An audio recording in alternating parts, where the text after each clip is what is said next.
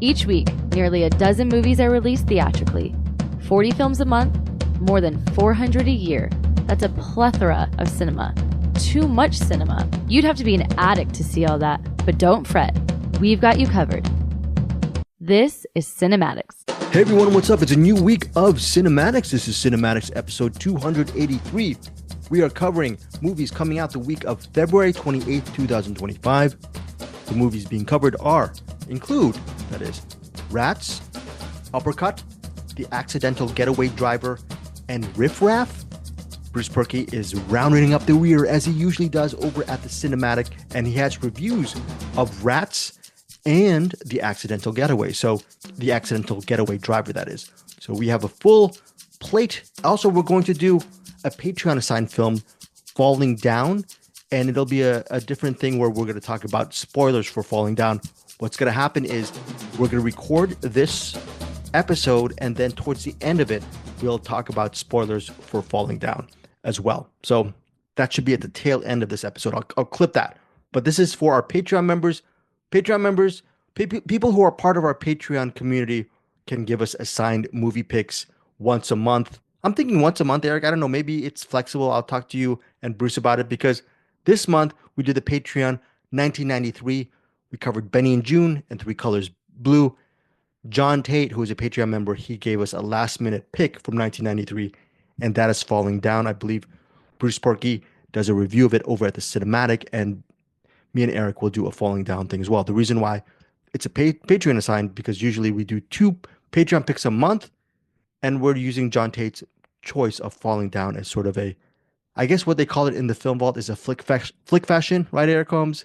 So yeah. This is our version of the TFV's flick fashions. We're copying from those wonderful people because they copy from us, don't they, Eric Holmes? Hasn't TFV copied us last several years? Come on, call them out. Well, really, the flick fashions are the movies they saw that week, and we do that.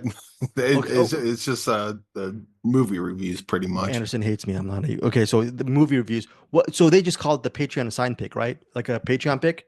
When they got someone that chooses a movie for them through the Patreon. Is it once a week, or is it once a month, or once every 2 weeks? Do you know? I'm trying to copy everything. About once a week. Once a week? Oh, okay. If I remember correctly, they're kind of trying to catch up on some, but well, we'll see. I'll talk to you and Bruce when we have time, and maybe we'll do a once a week Patreon assignee or something, or maybe once every 2 weeks. I'm thinking once every 2 weeks. I don't know about you, Eric. Right at the top, once every 2 weeks for our Patreon members should be cool. So like John Tate assigned Falling Down, and then maybe in a couple of weeks, one of our Patreon members will assign us another movie. I don't know. What do you think, Eric? Yeah, I'm down for whatever. You down for? Send me a movie, I'll watch it. I'm just so glad that I get to do the show with you, Eric. That there's other people, I'm not going to mention names, Anderson Cowan, Bruce Purkey, who just really are not really good people to work with. I just want to say that. You're good. You wear the Cinematic shirt. You work really hard. You're doing a whole ton of interviews, which will very good, which you're going to be talking about. And I don't want to disparage anybody on our crew. I love them all, but there's some people who are just really difficult. I'm not going to mention names, Anderson Cowan, Bruce Purkey. There are a lot of great movies this week, Eric Holmes. Before we dive into it, I know you have to get to work in about an hour. So time is of the essence. Anything personal or you want to promote before we dive right into the features? Just going to work tonight. We got a steak night tonight, so that'll be good. Apparently I'm good at cooking steak, so people are excited about it, and I'm excited about it too. Eric, what's the difference? Why do you think you're so good at cooking steak? I know you're being humble. People are saying you're good at cooking steak. What do you do that a lot of people don't do? What's that distinct part of that you do? I don't hyperbolize food. Just keep it simple, and I put salt, pepper on it, let it brine for a bit, and then cook it on both sides. Get the internal temperature where it needs to be. That's all you got to do. Whereas people who hyperbolize it, what do they do that sucks it up? They're like, "Ooh, I'm going to sprinkle this. This is my secret sauce." And it's like, well, like in Breaking Bad, when Jesse Pinkman was making the meth. And he would put the hot sauce in it, and then Walter White's like, "Dude, what are you doing? Just you don't need to church it." People already like meth the way it is. The more pure you make it, the better it is. So then when you add all this other crap to it, you're not making it better. You're just kind of adding to it for no reason. So I get it. I'm putting the pieces together. an Eric Holmes steak is like good meth. Is that the parallel? Is Yes, that yes. okay? My Okay. steaks are the pure meth of steaks. Because you keep it simple, right? Yeah, And if yeah, just people just there's certain cooking techniques you use, but these aren't secret. They're pretty well known, and you you want the crust, you want the flavor, and the flavor comes from the steak itself, or the salt enhances that. You can add pepper if you like, and then just the internal temperature. You want it medium rare because that's when the stuff the proteins break down, and that's where you get the juiciness. People think it's mm, blood. It's not. It's myoglobin. Different thing. very good. I didn't know that. That's Okay. why I thought it was blood. I'm an idiot. I thought it was blood, Eric. My bad. no, blood's like a dark red, and if you cook it, it basically turns black. Oh, But yeah, when people do like well done steaks, which is probably the biggest misnomer I can think of. If you get a well done steak, you're cooking all the juices out. That's why it's dry. That's why people with well done steak use steak sauce or dip it in whatever. And if right. that's, but again, well done steaks not necessarily a bad thing because like That's any your thing, bris right? any brisket you get, it's all going to be well done because you're cooking it about the 200 internal temperature. You just want to render all the fat, and then that's where the juiciness comes from in a brisket. Mm. A lot of steaks don't have that much internal fat, so you're not going to get the same juiciness that you would with a brisket. But and there's ways to do anything. You just don't want to cook all the juices out because you're just losing the flavor at that point. Have you always been good at cooking steak, or is it a discovery that you learned on the job and people telling you that? It's like old people in World War II movies. You get older, you get hooked Wiser? on working with grills and smokers. Oh, if you Okay. smoke a steak though, that stuff is really good. And you like when you cook a good steak, do you like eating your own steak, Eric? Yes, Oh. And so you really good cook a good steak? Are there a lot of do you know people who cook a better steak than you, Eric? Modesty aside, probably probably, but you haven't met him yet. no, but I Very, mean very. that's what I'm saying. It's like what I do isn't magic. It's something anyone could do. So like I imagine someone else could cook a steak just as well as I can because there's a plateau you hit and you're not going to get beyond that. Right. So unless I, take a magic wand and throw it over the steak, it's not going to be any better or worse than someone else that does the exact same thing that I'm doing, which What you isn't must be isn't frustrated tough. when yeah, you must be frustrated when you see someone cooking a steak or when you eat a steak that, like you said, is hyperbolized. I think that's a word, hyperbola. I love that Yeah. word. When they do so much flourish and they don't keep it simple, I'm sure you get frustrated when you try to steak like that and go, what are you doing here? As a brilliant man once said, different horses for different courses. Or different courses for different There horses. you go. And you know what? I love mice. I like gerbils. I like hamsters. But unfortunately, I don't know if I love rats. Rats is a movie! Exclamation point. Rats. That's a Yeah, movie. they don't have a lot of intermuscular fat, so you're going to want to cook them medium rare for sure. Very, very good on rats.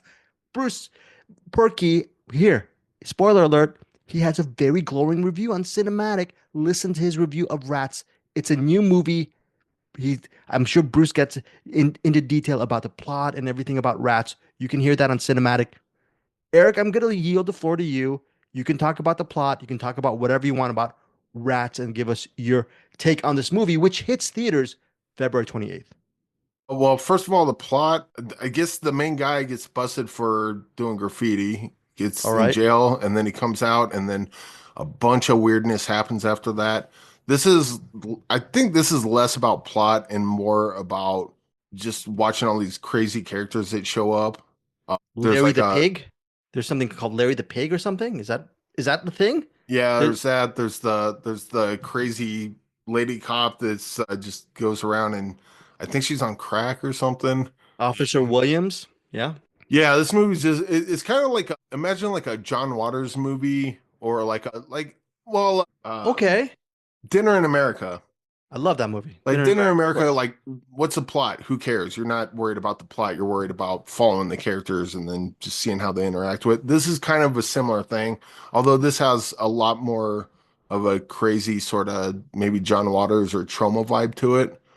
It's really colorful and pretty to look at. I think Bruce or someone said something about comparing it to Greasy Strangler. I Mm. don't know that it goes quite that weird because Rats is weird, but it's kind of sort of grounded in reality. Certainly much more than Greasy Strangler is.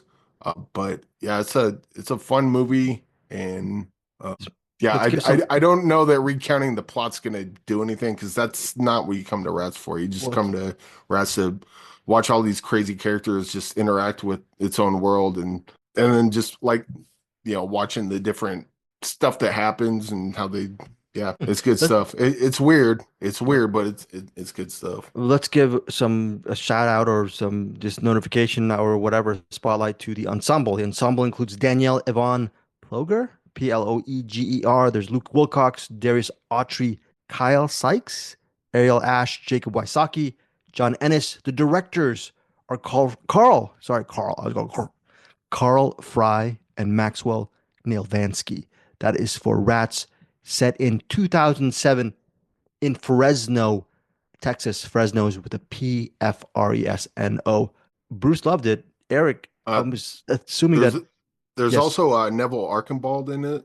He was in 13 Cameras and Wolf of Snow Hollow.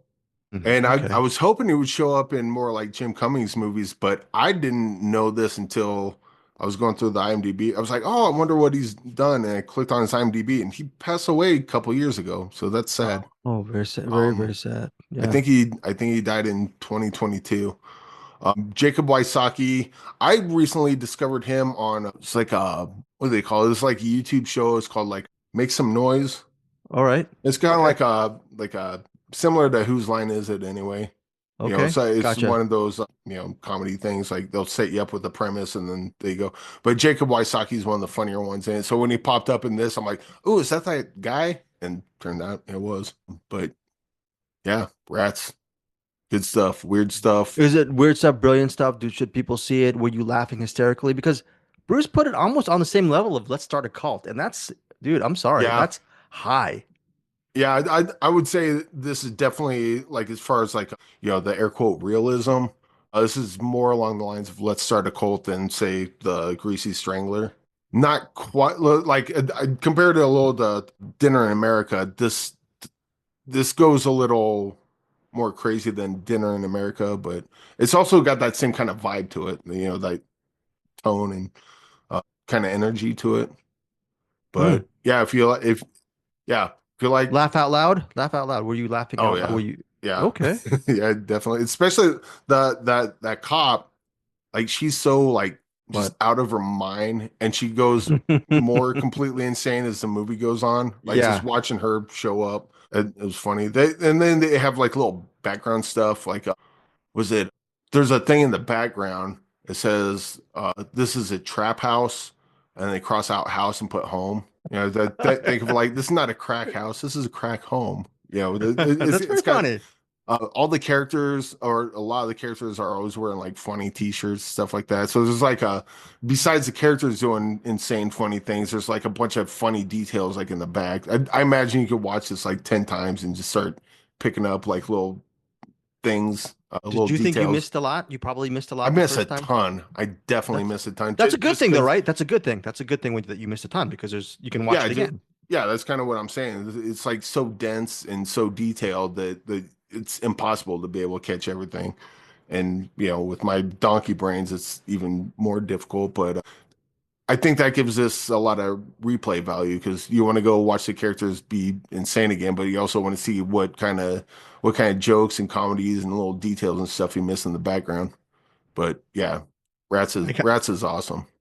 yeah, this is look. I'm gonna read a sentence from the official plot summary from Rats. Officer Williams and her delusional suspicions, the meth pipes, the FBI, the rich kids with nothing to lose, Mateo, Larry the pig, all the knives, the local aspiring TV newswoman, the plutonium deal gone wrong, or anyone who may or may not die due to that deal turning sour. None of Oh it yeah, is Raphael's fault, but it is his problem. What a great plot summary yeah. for The Rats. newswoman, she's basically she's not a porn star, but she may as well. Like it almost seems like she aspires to be. That's funny. So That's that's kind of like a little funny sort of quirk, I guess. in theaters, February Really, 28th. that's awesome. Yes. Right. No, it's No, we're not talking about on digital on or on demand. First in theaters. I believe there's a website you can go to as well for to see if it's playing in your local theater. Eric, what is your rating on Rats? I mean, it's 6.9. So 6.9 stars. I would almost go like a 3-star banger, but I think this goes beyond that because I think there's other people that would enjoy this that aren't necessarily into this kind of movie.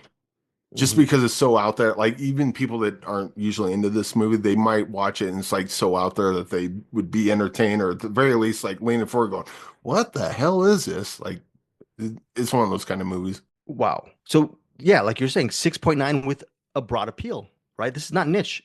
This Yeah. is broad I appeal mean, I comedy. wouldn't say like, it's not going to make like 100 million at the box office. That would be awesome if it did, but I think anyone that watches it, like at the very least, like this is going to be something that like you would watch by yourself and they go, holy crap. And then your friends would come over and go, have you heard of Rats? No. Well, have I got something for you? And then they'll put in the Rats DVD.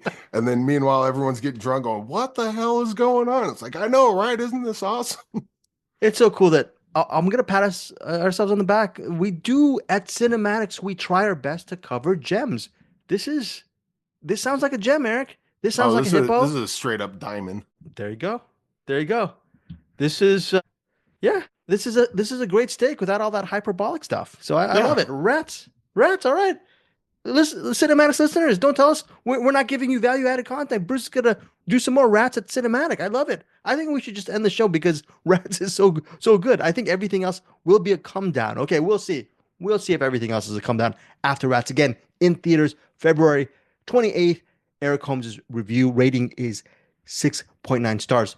Let me very quickly talk about a movie called Riff Raff. It's directed by Ditto Montiel, and it's a screenplay by John Polono. And it's interesting because it has, I don't know, Eric Holmes, when I mentioned the names Jennifer Coolidge, Ed Harris, Gabrielle Union, Lewis Pullman, Miles J. Harvey, which you don't know, but he's a newcomer. He's very good. Emanuela Posicini, Angelo Corvino, and of course, Pete Davidson and Bill Murray. Are you a fan of Bill Murray or Pete Davidson? Maybe that's a reason why you'd want to see Yeah. Riff Raff. Ed Harris? Of I, course you I, love Ed Harris, right? yeah, I like Ed Harris, like Gabrielle Union. Lewis Pullman, Pete he's the son of Davidson, Bill. Bill Murray. I like them, but I'm not like, you'd be like, ooh, new Bill Murray. I must what like I'm not like super excited about it, but they're I'll be good. honest. Yeah, I agree with you. When I see the name Ed Harris, I'm gonna gravitate. Well, in fairness, you and Bruce saw that Ed Harris movie on the about the boat thing several years ago. You personally interviewed that indie filmmaker. Yes. Yes, and I have not yet to see that movie. I know you love it as a lot. I think if I recall, did Bruce see it and he enjoyed it as well? But I know you were championing that movie, which I think you probably forget the name of the movie, but I forget it as well. But Ed Harris, anything with Ed Harris, I'll watch. The movie centers on Ed Harris's character. He is a former. He's a guy with a shady past. The thing, but he lives in right now. The movie Riff Raff, it centers on he's spending time with his family. He and his family, which includes his wife, played by Gabrielle Union, his son, played by Miles J. Harvey. They are celebrating their New Year out in their remote, beautiful home out in the middle of the forest, celebrating the New Year's. Lo and behold, his estranged son, played by Lewis Pullman, he pulls into the house unannounced, and in tow is his pregnant girlfriend and his drugged up mother, played by Jennifer Coolidge. Of course, you guys know Jennifer Coolidge from The White Lotus and American Pie, litany of great performances in all these movies. And Jennifer Coolidge is the former wife of Ed Harris's character. And what you have is you have an uneasy reunion between Ed Harris's new family, his current family, and Ed Harris's previous family from his previous life of a very shady past. He was a possible criminal. Now, what happens is his son Rocco, okay, he does something that's not really good, which causes the ire of gangsters Lefty and Lonnie. Lefty is played by Bill Murray, and Lonnie is played by Pete Davidson. And what happens is Lefty and Lonnie are out looking for the son of Vincent. Vincent is played by Ed Harris. Vincent's son, Rocco, is in trouble. And what happens is you have this family and that inevitable meeting with these two very bad men, played by Pete Davidson and Bill Murray. That is the premise of Riff Raff, again, directed by Ditto Montiel. in theaters February 28th. It looks like a crime drama, and a lot of it is, but ultimately it's a almost a feel-good family comedy. And what's interesting is each of these members, Jennifer Coolidge, Ed Harris, I mentioned the cast, each of them get their respective moment in the movie to shine. Eric mentions the that cinematic or narrative structure, the flashback. A lot of times in movies, flashbacks can either really derail a movie or slow it down or be completely useless a lot of times. With this time in Riff Raff, the flashbacks are fantastic, and the movie has some really funny moments and heartwarming moments as well. It's one of these things where so many people have their moment to shine in Riff Raff that I kind of wanted it to be maybe a little bit longer, but I understand where Ditto was going. He wanted to keep this short and sweet. I don't know what the running time is, but it feels like a 3 90. hours. Yeah, no, I think maybe it Oh, might be 95 minutes or maybe less than 103 three minutes. hours. Definitely less than 3 hours. It's a fun movie. It's a memorable movie. I love the performances. I wish all of these characters are so interesting. I wish I got more time with each of these characters. That's my only complaint. But again, you'd have a 3 hour movie if that happened. So really my complaint is nonsensical. Every one of these actors are pretty good in Riff Raff. I'm giving it 4 stars, worth a look in theaters February 28th. Great to see Ed Harris in this type of movie. Miles J. Harvey, who I had no idea who he was, or Emanuela Posticini. They're both very good in this film and some really good acting all around. Pete Davidson, we all know him as a comic. He is funny at parts, but it's mainly a straight role. Same with Bill Murray. He doesn't have many yucks in this movie, more like yuck, he did something very violent right now. So it's one of those things. And it's Riff Raff. I apologize to Bruce and Eric. It's a screener link I did receive in the midnight hour as well for Riff Raff. It's in theaters February 28th. I'm giving it 4 stars. All right. Oh, the Ed Harris movie directed by Terrence Yes. Martin, Getaway if you can. Get away if you can. I'm looking at an IMDb. It's got like 3.2 stars on IMDb. I don't know how that's possible, but Wow. All whatever. right. I thought the movie was rad. So Okay. check it out. The last thing to check out, Eric Holmes. There's a movie called Uppercut. Golden Globe winner Ving Rhames and Louise Grossman. Louise Grossman likes to be called Louie. You can actually check out her interview with Eric Holmes on our Cinematics YouTube channel. It's about Tony, a determined female boxer who will do anything to, I guess, make it to the top. That's played by Louis. And Ving Rhames plays Elliot. He's an ex-boxing champion who accepts the challenge to train Tony into a, I guess, upcoming boxing match. It's in theaters, digital, and on demand February 28th.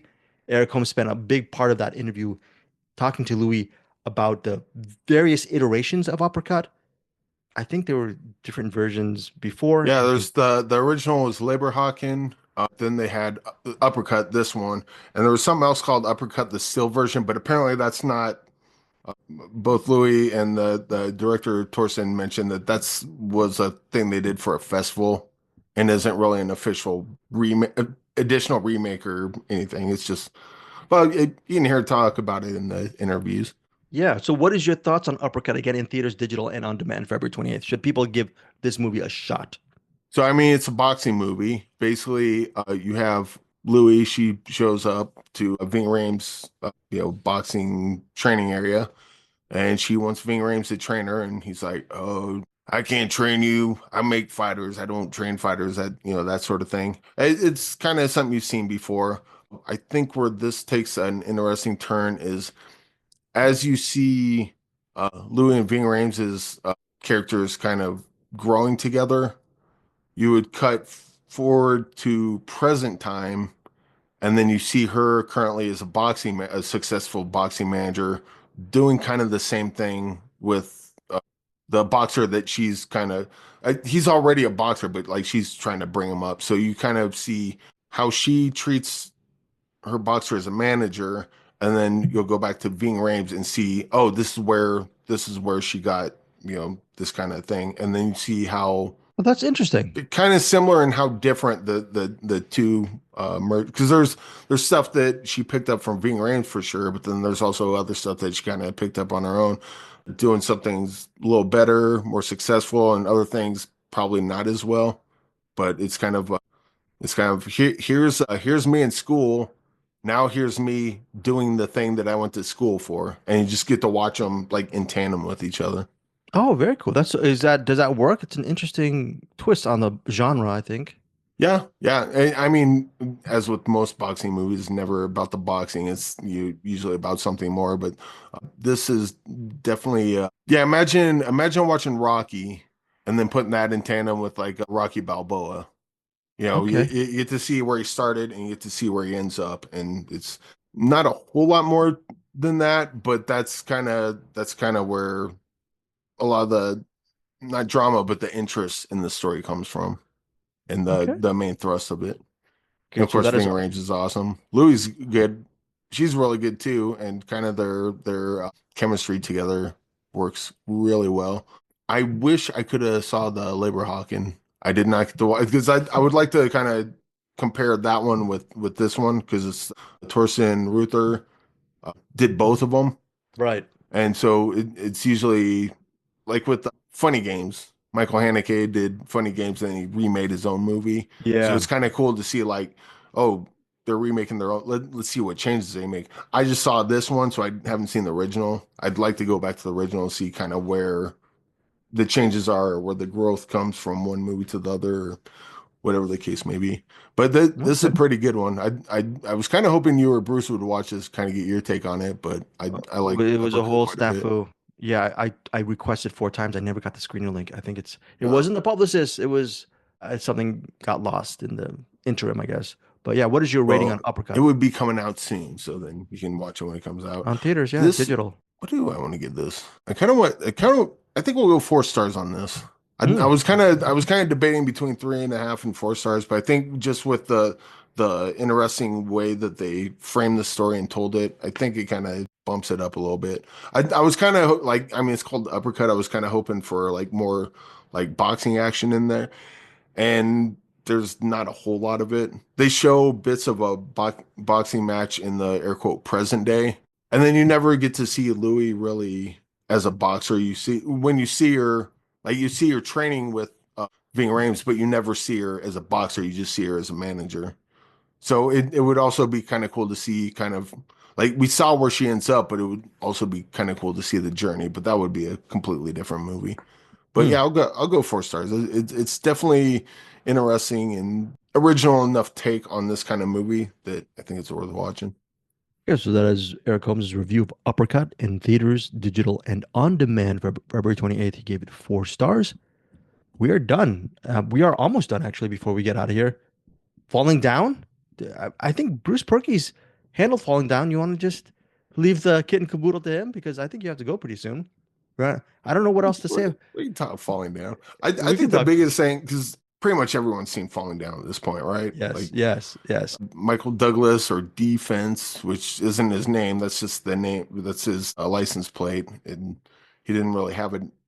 Well, no, they do say his name like later on in the movie, but anyway, Yeah, he's we're going to talk about spoilers, guys, for Falling Down. We're going to pretty much end the show. Thank you so much for listening, but we're going to talk about Falling Down right now. You can skip over this review and head over to the Cinematic so for more reviews. But right now, we're going to do some spoiler Patreon territory for Falling Down for our Patreon assigned pick from Jeff Tate again. So thank you, Mr. Tate, for that. Falling Down. I interrupted you. Go ahead, Eric. yes, falling down, good movie. So here's Claire. Now we'll No, do no, no. Very funny. now we'll do the spoilers. But Yeah. yeah, falling down. Michael Douglas, he's stuck in traffic, and he's got he just can't handle it anymore. So he just leaves his car and kind of, I'm going home. It's my daughter's birthday, and I'm gonna be there for her. And then he just gets in one adventure after another. I think What's your there's favorite adventure? What's your favorite adventure from Defense? Of course, the name comes from he used I to be mean, a defensive engineer contractor and he the lost his job. Yes, go ahead. it would have to be the army surplus store.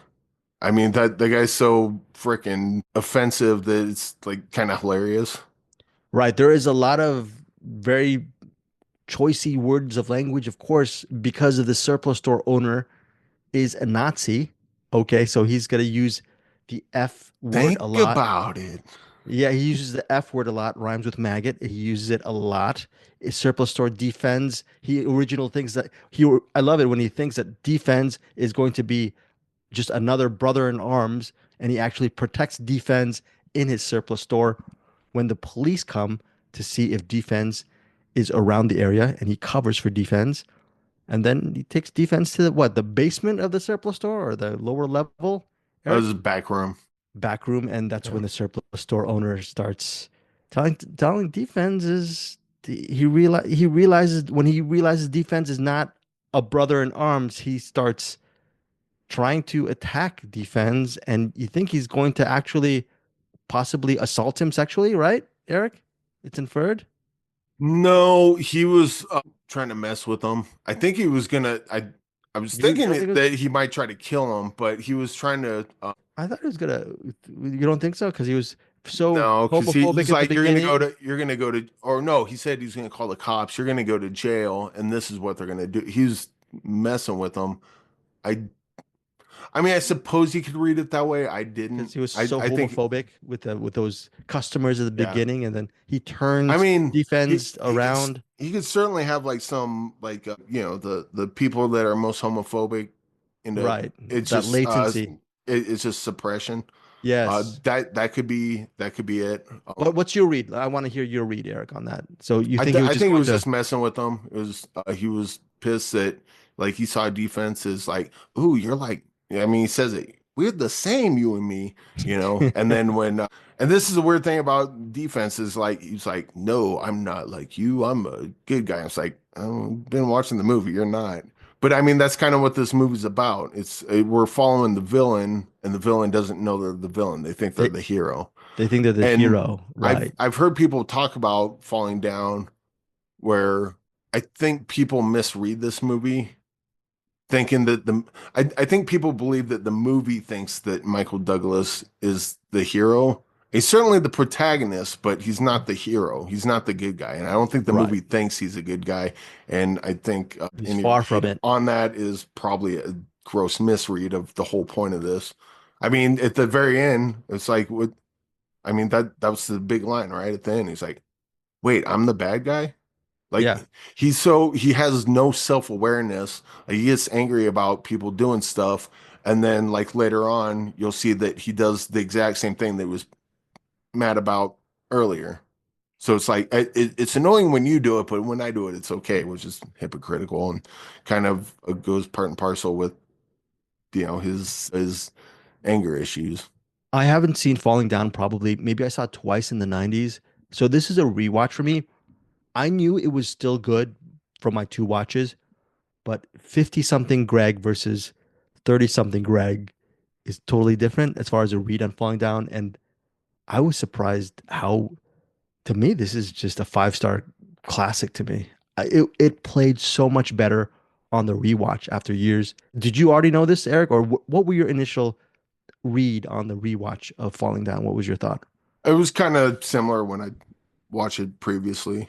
It's just like I mean, there's certain things that like he gets angry about that that like, yeah, that does, it is a pet peeve of mine. I'm not gonna kill anyone over it, but Right. like that there's certain things that defense gets angry about that's kind of Legitimate. satisfying to see him like, freak out about. But at the Yeah. same time, like, I also recognize that like the stuff you're complaining about at the end of the day, not it's not to that level that you're taking it. I was looking at the I I don't want to hurt people over my pet peeves. I just get annoyed by it and then I move on. But defense exactly. doesn't have that. He doesn't. He's a One quick trigger thing guy. Yeah. one thing I thought was kind of strange was there's a part Michael Paul Chan, I think he plays Mr. Lee. Yeah. They make a point where it's like Korean grocery he's store. Korean. I'm Japanese. I can't tell you, or I'm surprised you couldn't tell the difference. Michael Paul Chan's Chinese. That's interesting, right? So the movie couldn't tell the difference either. Very good. And it's weird because that whole scene is hey, we're getting on our high horse about this thing, and I mean, he's the actor. You should, hey, you guys, just say switch Korean to Chinese, maybe. I don't know, but Well, it's interesting that you said that, Eric. You mentioned Michael Paul Chan. I wasn't going to mention him, but I'm glad you did because I think one of the great things about Falling Down is the ensemble is so on point. There are Yes. so many great actors. Paul Chan, possibly close to the bottom of the food chain. Great actor, great in this. He has his moment. There's Steve Park. I think he was a former member of In Living Color. He plays Detective Brian in this movie, and he's good as well. The wife of Defense is Barbara Hershey, freaking from The Entity, Portrait of a Lady. She's a great actress. And Tuesday Weld, who plays the wife of Robert Duvall. She's Mrs. Pendergrast, and she's not out. She's just a little bit mentally unstable, and she's scared of society, and she wants her husband home. The Robert Duvall character, of course, plays Pendergrast. He's the police detective who's now relegated I, to his I desk. I didn't like her Desk. character at all. Oh yeah, I mean, if you're She not meant comes to she like, comes across as the nagging wife of character, which course, I mean, guess what this came out in '93, so it was kind of all over the place. But yeah, she's supposed to be annoying. it's a trope that's Oh, you didn't still like her hangs character, around period. today, but Yeah, for the most part, I yeah. think is dying, and I'm glad it is because the oh, why can't you be home right now? I'm at work. Like I understand this. The audience understands this. The only person that doesn't is the nagging wife. It's just it's a It terrible annoys you. character to put in a movie, and every time it pops up, like especially in older movies, like I get it, like you know that's what they did at the time, but Yeah. I, It's I, I'm also I'm glad we're almost past that. Let's also throw some love to Rachel Ticotin, who is just an excellent actor, and she plays the former partner of Prendergast. And she, Rachel Ticotin from, of course, Total Recall. She's great in that, and she's just a great actress. So many great performances in this movie for a lot of the supporting characters. And we also have to mention when you think of Defense and Michael Douglas, obviously an iconic performance, but almost half of the movie is also dedicated to Prendergast. And Robert Duvall is very good in Falling Down, and not enough love is given to him for this performance and his work in the movie because when you think of Falling Down, you think of Defense, surviving a drive-by shooting, going to Whammy Burger and getting mad at people because they're not serving breakfast anymore. These are yeah, so I'm I sorry. think the best his best scene was when it was him and was the character's name Sandra. Yeah, They go to Defense's mom's house, and then Smith is yeah, she's she great. starts going right into interrogation mode. The mom's freaking out. Pendergrass clocks this immediately, and he's not even talking about interrogation. He's just looking at her little glass animals, and then he's bringing the temperature down. Yes. And then they cut away, but you know at that point, like you see what he's doing, and you know at that point he's gonna get every bit of information he needs because he kind of calmed her down and was able to, you don't see it, but you suspect that he was able to. No, you do see it because they do cut back to her, and he gives him some information that she would have never given to him had they just come in. We're police. We're going to interrogate you. So it was really cool kind of seeing his method of police work. And that was pretty cool. And I also wanted to point out what was the defense's wife? Was that Tuesday Weld, yeah. Tuesday? Well, Yeah. Oh wait. no, His wife. no. His wife. No, oh wait. Defense's wife, Barbara Hershey. Yeah, Yeah. Beth. Yeah, she's So great. we were talking about like Mrs. Pendergrass, and by the way, Mrs. Pendergrass has like her being a bad character has nothing to do with the actor. This is just how it was written.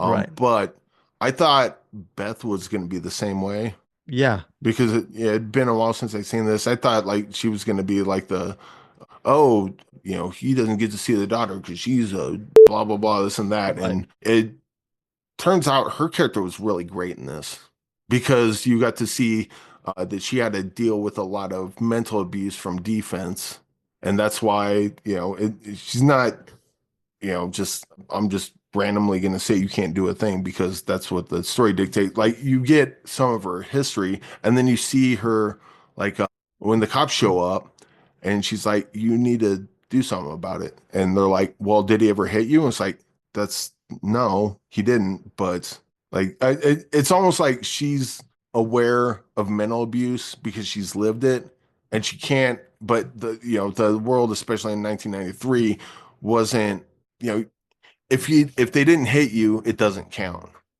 And I think we know now that the mental abuse is just as bad, some if not worse, than the physical abuse because scars heal, mental scars don't, that whole thing.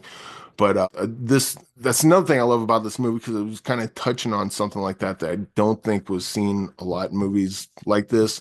And so you see her like trying to justify the fact that she's feels in danger and she can't do it because there wasn't something that society deemed worthy of that fear. But that fear Yeah. is very real and justified. Just society hadn't caught up to it at that point. Over the years, I interviewed Joel Schumacher several times, and he would mention, as far as his favorite movies, he would mention Tigerland, a movie that starred Colin Farrell. I don't know if you ever saw that. It was released in the year I might have 2000. to check it out. I hated that movie the first time I saw it. Oh, okay. Yeah, it stars Yeah. Colin Farrell, and I think Shea Wiggum, I think, is in this as well. And he was talking about how much he loved that movie. Obviously, after Tigerland, he worked with Colin Farrell again in a movie I believe you love, Phone Booth. I love that movie as well. And I don't know. I haven't checked out YouTube or done deep research on Joel Schumacher, but the fact that he mentioned Tigerland a bunch of times, I wonder where he would put Falling Down as among his best movies. Because from the movies of Schumacher I've seen, I do like Tigerland a lot. Unlike you, maybe you do have to rewatch it, or maybe I have to rewatch it to see if it still holds the same amount of power. Yeah. But I wonder, rest in peace to Joel Schumacher. He passed away in 2020. I wonder if he felt that Falling Down was his best movie. What do you think, Eric, if you could guess? I think Falling Down, like it's definitely popular, like people are aware of it, and but I think the movie kind of succeeds in a lot of things that people might not, that its reputation doesn't wouldn't suggest. Because Hmm. I think people think of this as like a rah-rah, a right-wing kind of, what do you call it, like Polemic or just treatise. Yeah, I yeah, guess. maybe something Yeah, like that. And it's got that in it, but I don't think the movie accepts that or the movie doesn't condone that. The yeah, movie's showing those things, and some of the stuff is like, hey, that's like I said, it's satisfying to watch, but you're taking it too far, dude, or you're just straight up wrong about that. And again, with the wife character, the abuse she had to went through in the past and is currently going through, as that kind of unfolds, I think in some ways is sort of ahead of its time. And yeah, Falling Down's got a lot more going for it than its reputation would suggest. yeah. I wonder if Joel Schumacher thinks Falling Down is probably one of his best movies as well. I still feel that I Schumacher mean, it's isn't. Batman and Robin, but other than that, Falling Down's pretty high. Yeah, Batman. I was gonna ask you, do you think Joel Schumacher is an underrated filmmaker? You would probably be on the camp who would say a I little would bit, I would because say no, just because I think that people he had an A-list career just because he had a that'd great be career. like, is Martin Scorsese underrated? It's like he's widely beloved. Like he's You think rated. Schumacher is widely beloved as well? His I think films? so because his Okay. his good movies people like them and his bad movies people don't, and that's I think he's pretty fairly rated for the most Fairly part. fair. I feel he's a little bit underrated because he was, like you said, he did all of these studio films, but if you go through his body of work, I don't need to tell you this, Eric Holmes, but I'm sure a lot of people, I know Eric Holmes really loves Joel Schumacher. I just have to look at the words DC Cab and you're all over Joel Yep. Schumacher. I mean, I love Schumacher from Cousins. I love Flatliners. I'm not saying Eric Holmes doesn't love these movies either, but man, I haven't seen Dying Young, but what about 8 millimeter? Wow. Right? Yeah. That movie's pretty intense. I still have yet to see Flawless. I love Tigerland. Have not seen Bad Company. Of course, we all love Phone Booth, but Phantom of the Opera, I was fine with that. But anyways, tell us what you think. Do you think Joel Schumacher is underrated a little bit slightly, or do you agree with Eric Holmes that he is fairly rated? Tell us what you I would thought. say Batman and Robin's underrated. Batman and Robin. That movie Okay. is exactly what it needs to be, and people were, oh, it's not the dark gritty Batman. It's like, no, it's Adam West Batman with a huge budget. Would you take Batman and Robin over the Christopher Nolan Batmans? Just Yes. for okay. I like the Christopher Nolan Batmans, but I mean, Batman and Robin's freaking hilarious. It's Okay. entertaining as hell. Like anyone that turns their nose up at Batman and Robin, just relax, take a breath, put Batman and Robin in, and have some fun. That's all we need to do. That's all we did. That's all we need to do. And all we need to do is we need to let Eric Holmes go because I've been keeping him for the last several hours and he has to get to work where he's going to be cooking steaks, right? Yep. Steak night. I'll just go ahead and give Falling Down 5 stars. And 5 stars for me. yeah. Anything you want to say before we get out of here? Yeah, I would say if you're one of those that, had a certain thought on Falling Down of, being pro right wing, whatever, I would challenge you to watch it again. And maybe I'm wrong. I don't think I am. I think the movie would agree with you. Yes. Not in your thought of falling down, but it would agree with your politics. And they like these things are bad, and we're not looking at a defense as a hero. Yes. All right, that is it for Cinematics. Great job, Eric Holmes. Great advice on the steaks and thoughts. We had a great time. And listen to our Patreon catch all $5, and you get a bonus episode every month, and you get to assign us a movie once every 2 weeks here on Cinematics. I'm gonna see what Bruce and Eric think about that idea, and we'll just banter back and forth regarding that. Anything else you want to say before we get out of here, Eric Holmes? Promote, not promote. You did the steak stuff. What do you want to say? I would say, wait, is this on the Patreon or is this on the regular show? This is on the regular, and Falling Down on Patreon too. Well, I would say if you're not regular, if you're not on the Patreon, think about it. All right, guys, here is Bruce over at the Cinem-Attic. Welcome to the Cinematic Attic of Cinema, Cinem-Attic. And we are here with another week. It might seem like a shorter week to some because it's a Patreon week, but I actually have a pretty normal amount of movies. But that is not to say there's not a Patreon this week as well. So the Patreon, for any of you who don't know, is $5 catch-all. Every month we do an episode based on a year. I think we're picking years randomly from, 1980 up to current, I think, or up to 2020. Anyway, this month we have 1993. The Patreon movies we'll be talking about are Three Colors Blue and Benny and June. Although we have kind of a bonus one this month as well. So in the actual show, which is this that you're listening to, we are also talking about the movie Falling Down. So you kind of get 3 instead of 2 movies, which is the normal 2 movies. We get 3 instead. So on the regular show, you get a little taste of our Patreon movies. Now, the screeners I have for this week are going to be, sorry, I have to get my notes out here so I can read to you guys, and it makes a little noise here. We have a movie called Rats, ! Rats. We have The Accidental Getaway Driver. As I said before, I'm also going to do Falling Down. And then I have a quick little recommendation for you, September. I think it's literally called September 5. And I will make sure to look that one up so I don't give you the wrong information on that. And that is currently streaming on Paramount Plus. All right, everybody, let's get into it. I was deciding, should I go from worst to best or best to worst or just random? And I decided, let's not bury the lead. This is the surprising movie for me this week, and that is the movie Rats! ! Directed by, let me get this right, Carl Fry and Maxwell can I say it right? Maliansky?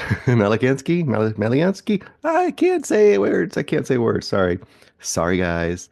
I butchered your names, but blame it on the after effects, the drug-like after effects of watching Rats. That's what I blame it on. Okay, Rats. This is a Film Vault with Anderson, great friend, the maker of this show along with Greg originally. Anderson, he mentions sometimes movies that have a punk rock aesthetic, and they kind of are these movies that feel very independent, fly by the seat of your pants. They kind of don't give a crap what you think. They're making the movie they want to make. This movie, I think, really kind of fits within that aesthetic. And sometimes those movies just kind of are just kind of like, wow, they're just doing whatever they want, and I don't care. And sometimes they just hit the mark. And I'm going to say right out of the gate, this one really hit the mark for me. It won't be for everybody, but it hit the mark for me. It basically starts out with a character, Raphael. They call him Raffy a lot in here. and he's played by Luke Wilcox. I'll give you a couple names real quick before I get any further. Raphael is your main character. You have Officer Williams, played by Danielle Evan. Where did I write her name down all the way? Ploger? I don't know the name or say her name. Mateo is Darius Autry, and Bernadette is Kali. Was it? I can't read what I wrote down her last name. I'm so sorry. I'm so terrible about writing. My own writing is so terrible I can't read it. This is like an ongoing bit, I guess. It's a bit that's real. Anyway, I got Raphael.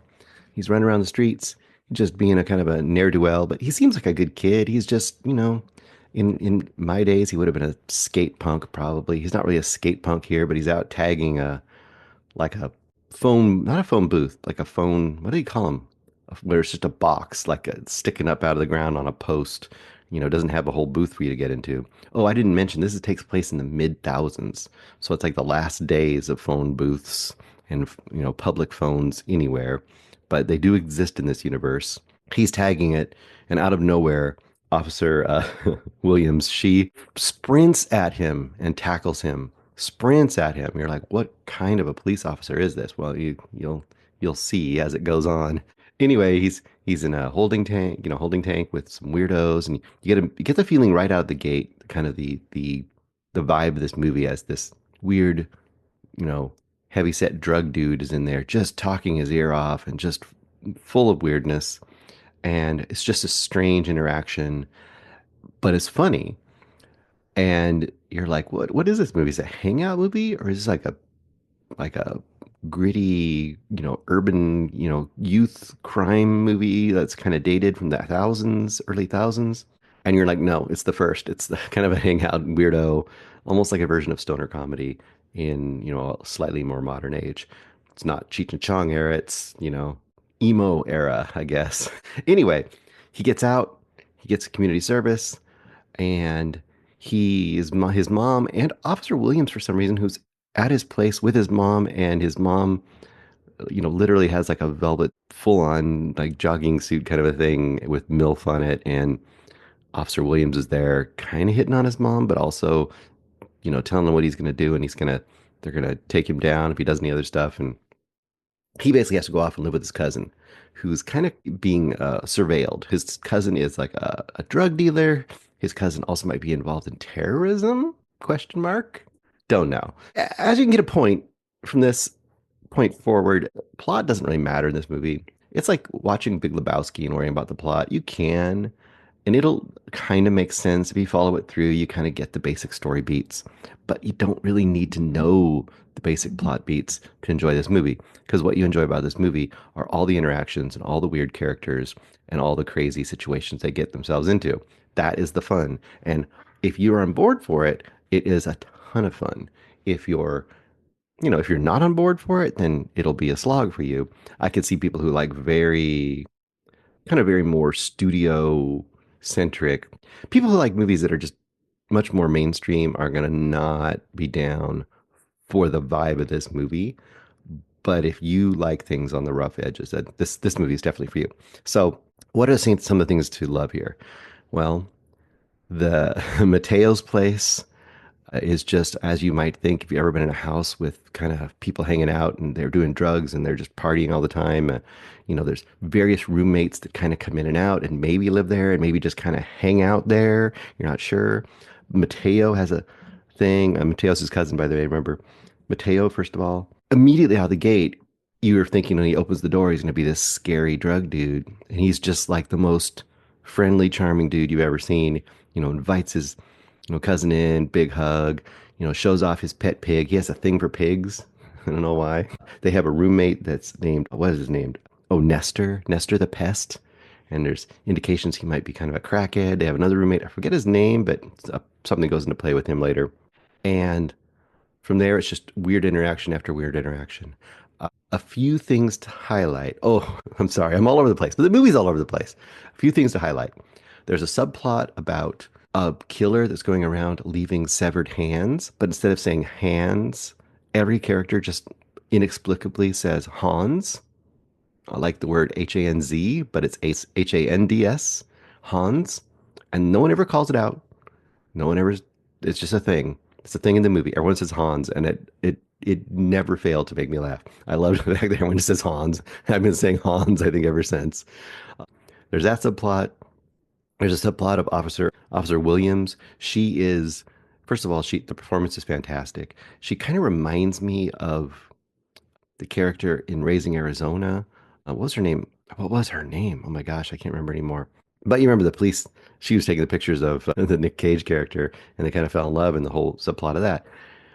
It's like her character, but cranked up to 11, starting at 11 and going up from there. She is super aggro. She's like the most aggro cop you've ever met. And she's constantly like hitting on women like a super misogynistically way. She's, I mean, there's scatological humor with her.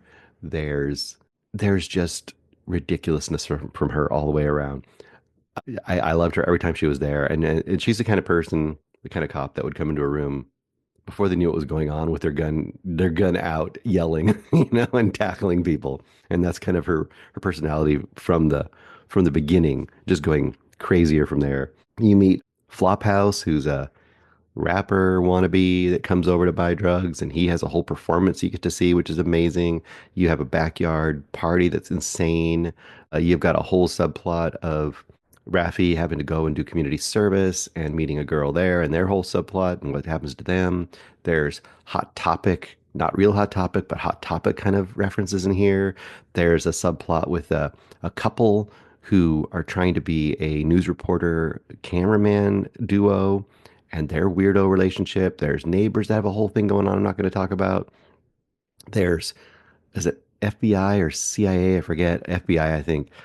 A surveillance van that's watching Mateo's place and their whole subplot. And all these characters are just fun. There's gross humor. There's dumb humor. There's scat, like I said, scat humor. There's drug humor.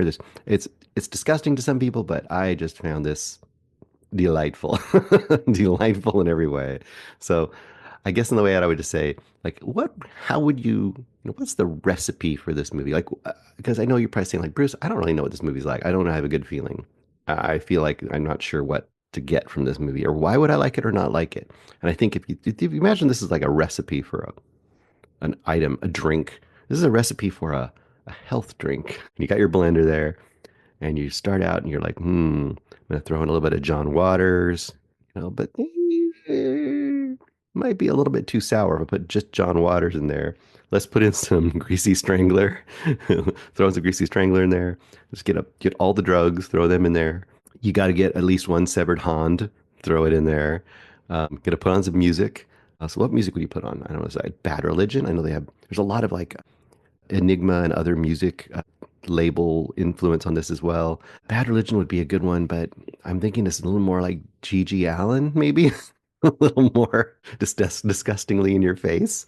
So yeah, we'll put on some G.G. Allen while we blend this monstrosity up, and then we'll just drink it all down. And you're bound to puke. That's okay though. Puking right into the camera is definitely part of this thing. And then there you go. You got it. Rats. 5 stars. 5 stars. Rats. I wanted to watch it again the minute I saw it. I had to watch other movies instead, and I was sad because I needed to watch more Rats. 5 stars. On my top of the list. Well, I don't know if it's top of the list. It's in my top of the year so far. It's early. I don't think this will leave my list for top of the year so far. All right, next up, we've got The Accidental Getaway Driver, directed by Sing J. Lee. Several characters in here, but the 2 main ones are going to be Long Ma, and he's the old dude, the getaway driver. Hiep Tran, I don't know how well I said that name. Sorry if I messed it up. And then Tay. He's a younger guy, younger relatively. He's probably in his 40s, played by Dustin Nguyen. Basic concept. Apparently, this is based on a true story, and I did not go back and research it, so I don't know how true it is. I don't know how much this follows the actual events, but even if it's just a kickoff point for the movie, I think that's probably fine. Anyway, The Accidental Getaway Driver, the basic concept is this. Long Ma is this older man, and he's pretty old. I mean, he looks like he's probably, I don't know, at least in the 70s. He might be in his 80s. And he's driving it's like driving a cab when you read the kind of the synopsis of this. But it's more like an Uber kind of a cab or something, like it's his own personal car. Anyway, he gets a late night call and he doesn't even want to answer it, but he gets convinced to answer it. He goes and picks up these guys, and three dudes get into his car. And it seems kind of shady and weird right out of the gate. And he's like kind of hesitant to do it, but he goes ahead and he lets the guys in. And immediately he knows something's off. And they essentially take him at gunpoint and they force him to be their getaway driver. Now, their getaway driver, as in they're not really getawaying from a robbery or a bank heist or something. They have recently broken out of prison. This is in Southern California, but three of them are barely English speakers. I didn't mention that. Long Ma is Vietnamese, and Tay has Vietnamese heritage, so they can speak to each other right off the gate. And basically, Long Ma can't really speak English at all, even though he's so old. He's been in America for a while. He never has really learned the language, so he's constantly having this kind of back and forth because the other guys, some of them are speaking English almost exclusively. So he's constantly having this back and forth of not fully understanding what's going on or what they're saying and having to get it translated by Tay. But first off, I was like, why are they like taking this guy hostage to go drive them around? They could just literally push him out of the car and drive away themselves. And I guess their excuse for that, and they kind of explain this, is that the cops or the authorities are looking for three guys in a car, three escapees. But if they're with the old man, they have four, and that'll keep people from knowing who they are. And that's their reasoning. Now, I don't know if that was the reasoning in the real situation. If it was, that's pretty terrible logic and tells you that they're not very smart. And it kind of makes me think that's maybe what really happened.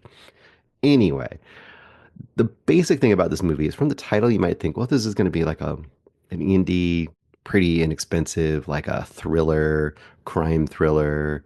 Uh, they're going to be pulling him along on various adventures and, shooting up places and stuff.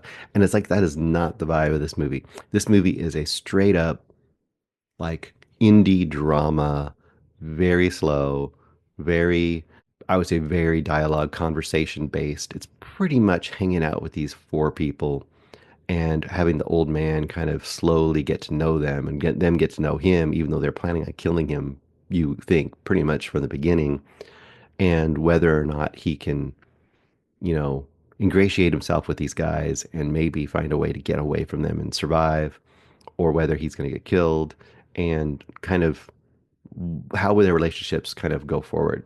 And through that, you're going to learn like a little bit of flashbacks, but you're going to learn a little bit about kind of what brought him to this point in his life. Like what brought him from Vietnam and why is he just a lone dude in a quote taxi cab in California. And, it's much more of a character piece. So that is the big warning, because if you are looking for, like I said, like kind of a low budget crime thriller, you're going to be very disappointed. If you're looking for a fast paced kind of a actioner, definitely disappointing. If you're looking for more of a subtle indie like character drama, you might really enjoy a lot of this. I found it, I'm kind of in between. I did find it kind of a little bit slow. I definitely wanted it to kind of go a little more with the story. But I did really appreciate some of the character work here, enough that I could definitely give it a slight recommendation. The basically seeing kind of the path that, Long Ma and Tay take with each other, going from, kind of callous criminal versus normal dude driving his cab, and then maybe their relationship becoming different than that by the end of the movie. I appreciated that quite a bit. I'm probably going to go 3 stars on this. It's definitely not one where I feel like you have to rush to the movie theaters to see it, but I do find a lot of good stuff to be had here. All right, what else do we have? Oh, a Falling Down. So 1993, Falling Down. I talked about that. That's going to be kind of our bonus one for this episode.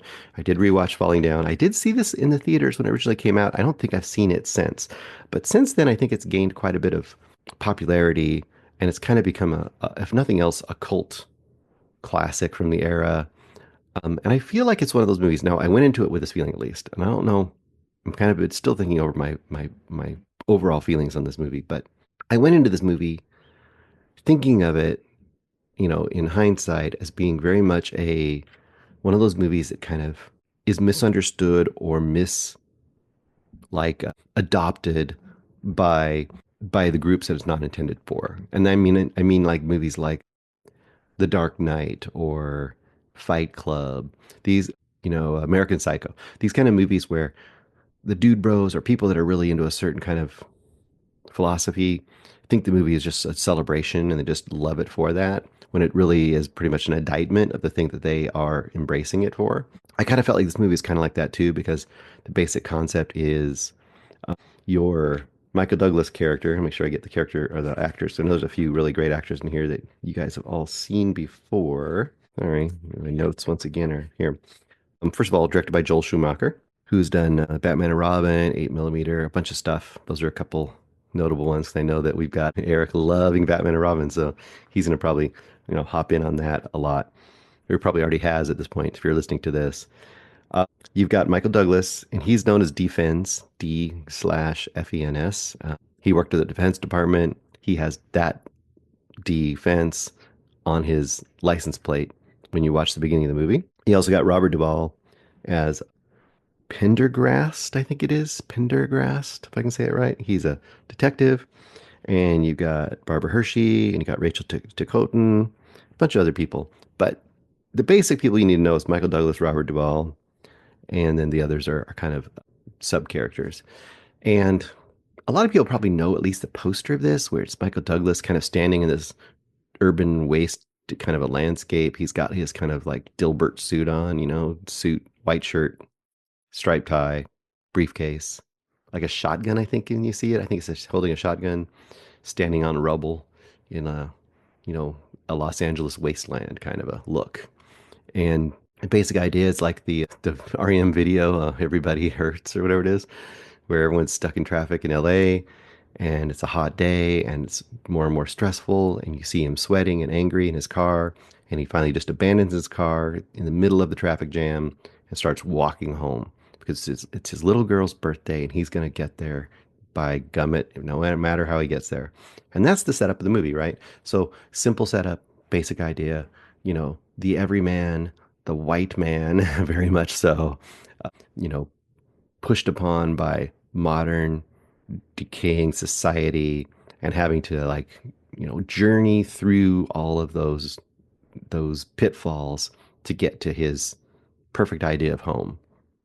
And he meets all the tropey things on the way, of course. He meets the gang members. He meets the Korean shop owner who's not gonna who's gonna charge him wrong or not serve him, all these things that are kind of big, like I said, like tropes, stereotypes. But it's smart enough. This movie is smart enough that if you're not one of the people that believes all the stereotypes and just thinks like, yeah, you're the dude, you go get him. Isn't this the way society is? I mean, you could have that attitude, but I think the movie's smart enough to know that it's giving you stereotypes on purpose. It's giving this dude an encounter with each stereotype and showing how I'm going to say he misunderstands the stereotypes, because there definitely are threats to him, real threats. But he also, the way he reacts to them is it's misunderstanding his own role in the world that he's part of. And I think that's what the movie's kind of all about, right? Is as he goes along, the encounters change. Instead of being the gang member and the Korean shop owner, it ends up becoming the dude in the surplus store who's going to help him out and understands him, but ends up being a super racist, insane person, or it's the super rich dudes on the golf course and how that interaction goes. So no matter what you think, whether you think it's part of the problem or part of the showing you the solution or just a character study or just an action movie, the journey itself is highly entertaining, a bit dated for sure, but highly entertaining and just, I don't know, it's definitely worth watching. And I think it's going to anger some people for different reasons. It's one of those things that'll anger you because you think it's super racist or sexist, or anger you because you think it glorifies the bad guy, but then it talks about him being the bad guy. So I think the movie itself even is a bit conflicted about what it wants to be about. And I think that's what makes it interesting and weird and a time capsule. And to some degree, it actually is strangely still kind of pertinent, because this kind of angry, misguided dude who is the villain of his own life and doesn't really get that is kind of the running the world now. So, everything is a grievance, right? That's the world. That's that's the powers that be right now. Not to get into my political soapbox, but it's kind of interesting to see in current days and how it is very much recontextualized by the current world. So I had a lot of fun rewatching this. Ended up enjoying it if as much, if not more than the first time, but for kind of different reasons. I would go, I'm probably going to go 4 stars in this. I mean, it's definitely a little rough around the edges in some ways, and it doesn't 100% work. And some of the stuff's a little bit forced, but overall, there's so much good to be had here and so much fun that I have to still recommend Falling Down. I forget where I saw this. I don't remember if it was free or I rented it. I always get lost because some of them I rent and some of them I don't rent when I do these Patreons. But it's a good one. It's worth checking out. And if you kind of left it on the wayside and just thought it was just this old movie that's kind of cheesy now, you might give it a try. I think it has a lot of interesting stuff to offer. Okay, the last recommendation for this week, the last thing I have is I did end up watching September 5, and I should have written down. I didn't write notes, so I'm going to actually look it off the IMDb for you guys here really quick. This is currently on Paramount Plus, and it just dropped a few days ago. I think it might have been I think it might have been. I don't know if it was nominated for any Academy Awards. I feel like I saw it pop up there in the list, but you can find out if you want to know if that's true. Directed by Tim Fellbaum. Your main actors in here, you got Peter Sarsgaard as Rune Arledge, which you might recognize that name as a media name, very famous one.